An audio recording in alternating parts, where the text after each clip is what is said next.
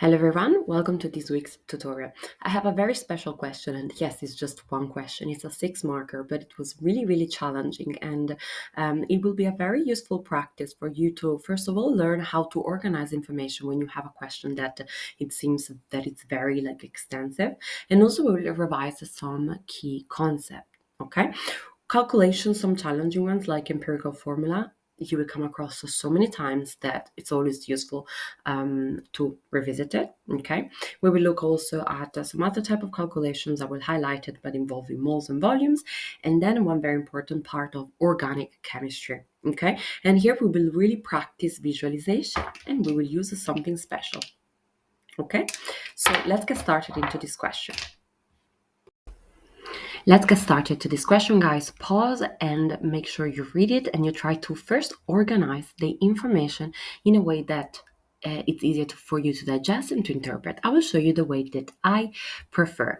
So, as you can see, there are different reactions taking place, and even though we don't have the complete, we don't know everything about these chemical reactions, we can still make it a little bit more visual to understand, the reactants and products. So you always if there is a chemical reaction taking place, I will write whatever I can.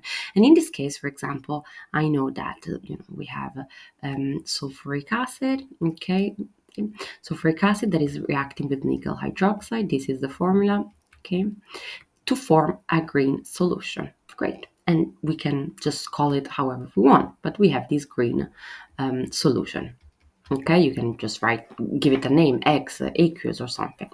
Then the solvent allowed to evaporate, leaving the hydrated crystals of compound D. Okay, so this is evaporated, and this green solution will be our D when it's evaporated. Okay, here as you can see, I'm not writing any details. It's not relevant. It's really just for me to be able to visualize it. Okay, and then of course, as we have the percentage by mass, the percentage composite by mass, we know what we're going to have to calculate. Okay, but first, full interpretation, trying to figure out what is happening. Okay, second reaction, we have sulfuric acid, H2SO4, plus HBr.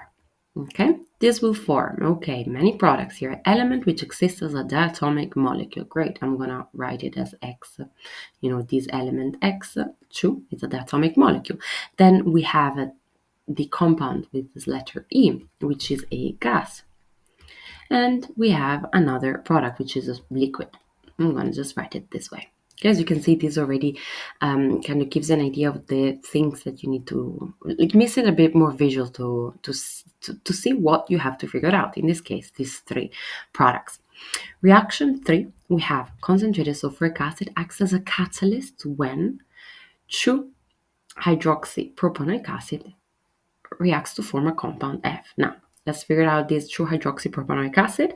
Now, you can do it in any way, but considering its organic chemistry, and as I can see, show structure of any organic compound, hydroxypropanoic acid is an organic compound, I'm going to write it as a skeletal formula. Okay, this will just make it a bit more visual. Okay, so this, when it reacts with the sulfuric acid, H2SO4, okay, will form two things, something that we don't know, and 2 water.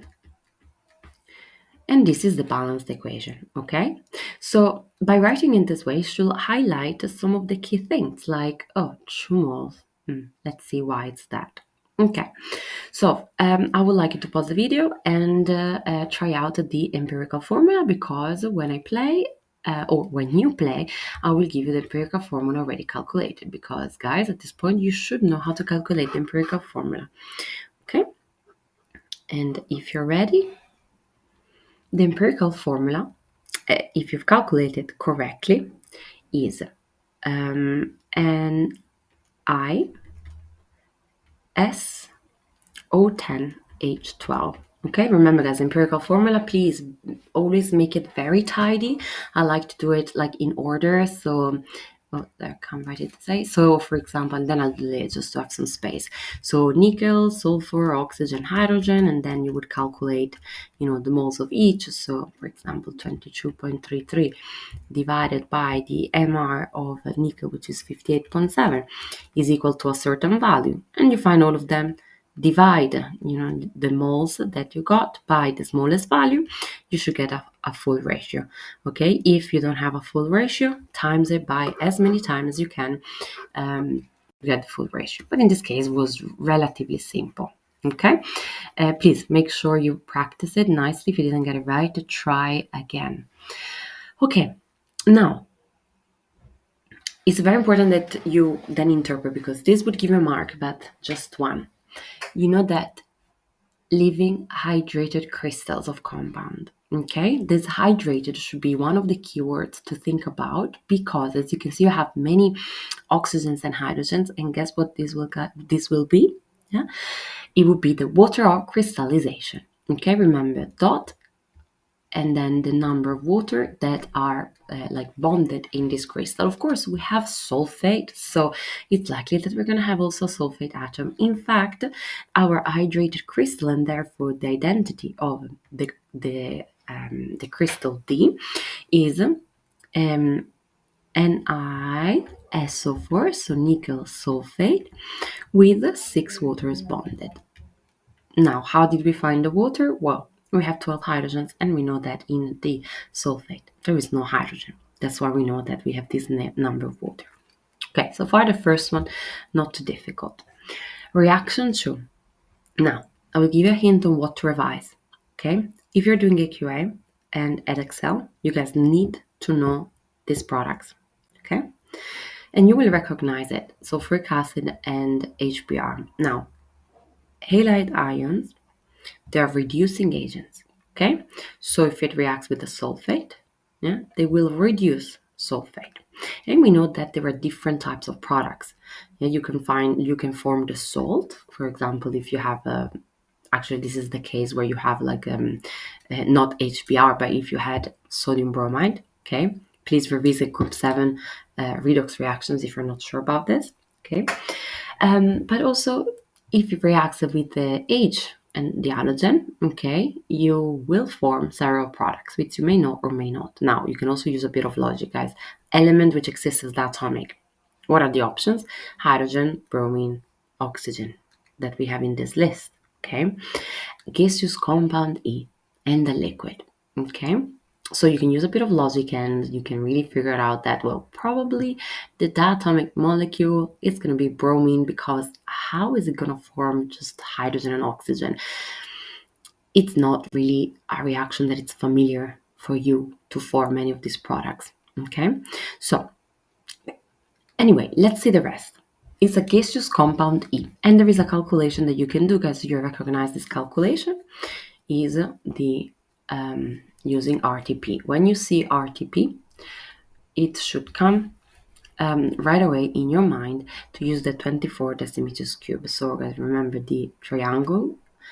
24 decimeters cube per mole is the molar gas volume. Okay, and to find either the moles of the volume, we do volume moles 24. Now, because we have the mass, we have the volume, it's very important. Do you realize here that you're trying to find the identity of a compound? When you want to find identity, you're very likely to have to find the MR.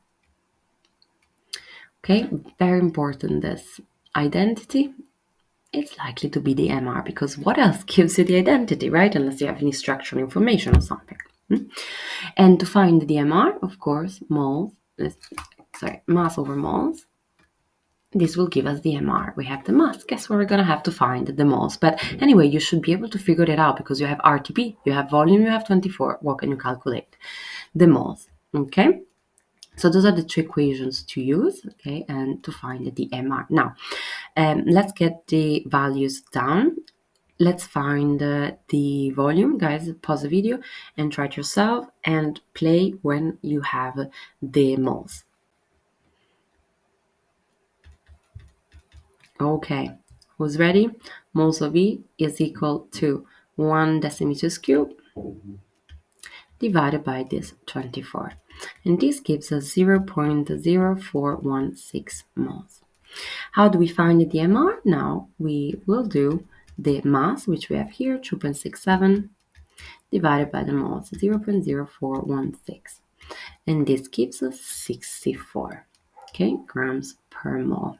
Okay, now guys, a little bit of logic. Once again, think about this second reaction and what could be something that it's 64. Also, think about, bromine. How does it form? Can it react with the sulfate? No.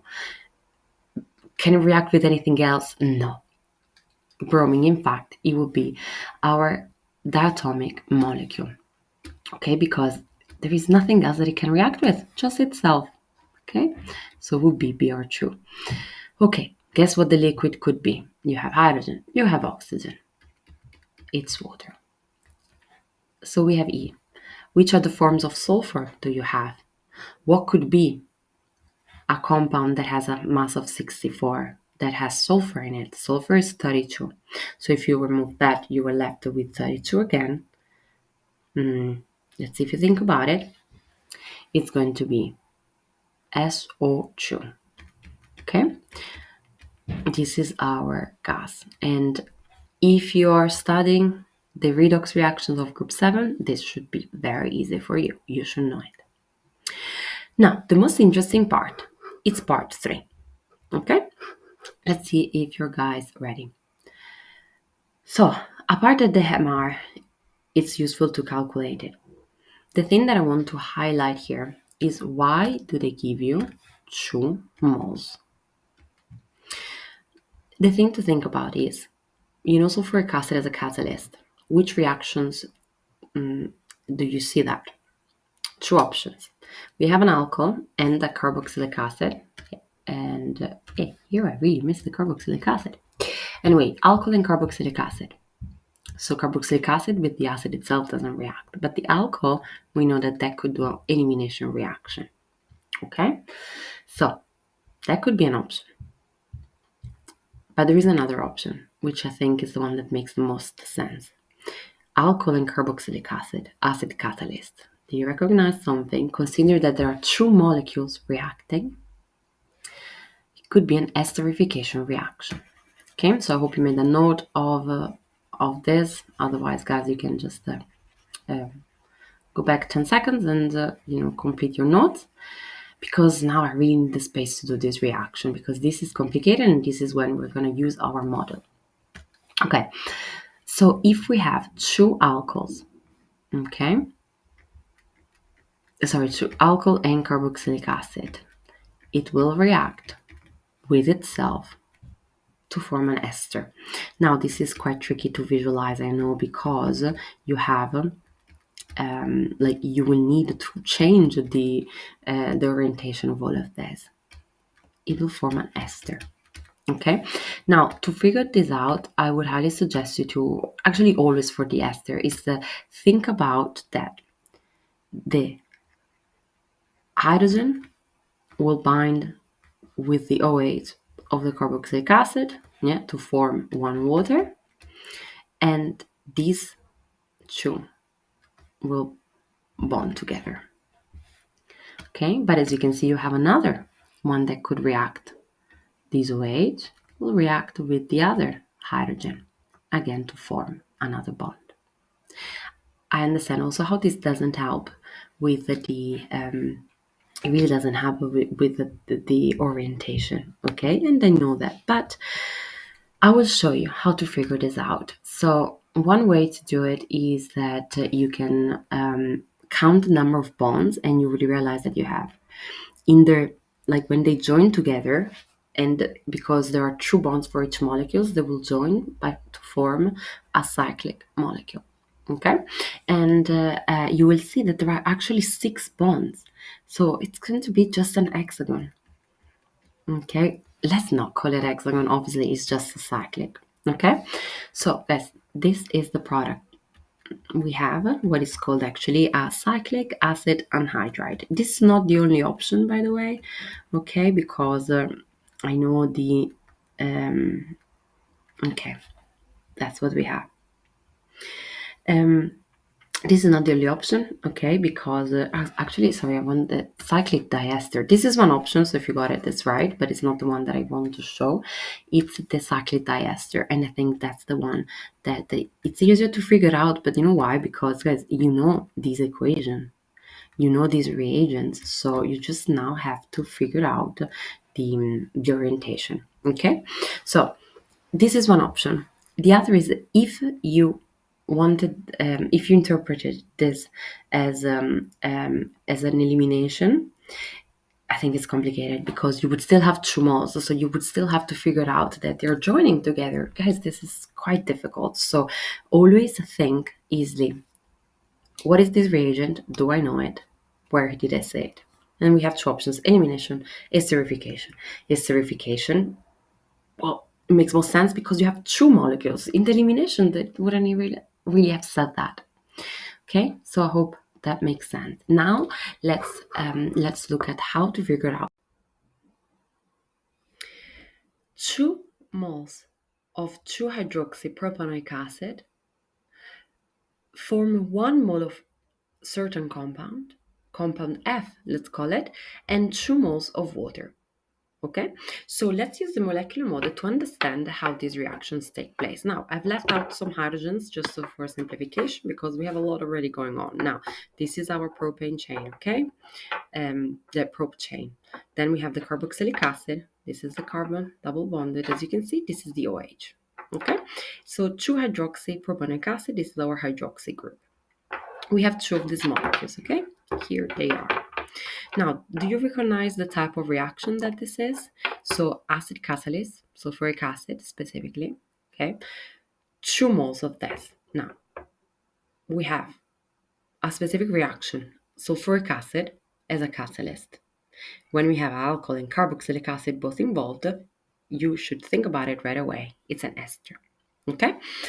So esterification reaction. Now in esterification, I think the way that I like to think about is that the OH of the carboxylic acid reacts with with hydrogen of the OH, to form water. And the new bond will be formed between the carbon double bond and the oxygen. There we go, your ester bond. Do you guys recognize that there is another carboxylic acid and another OH that can react? This is the other reaction. Once again, the OH of the carboxylic acid reacts with the hydrogen of the alcohol to form, there we go, another water molecule. And these two will join to form the ester bond. And here we have the ester bond. Do you guys see how we now have a ring? And this is our molecule. Notice that we have the 2 ester bonds. Of course, we still have the methyl group. I removed all the hydrogens here just for simplification, okay? And I hope that you can visualize better this reaction, okay? Esterification reaction of 2-hydroxypropanoic acid.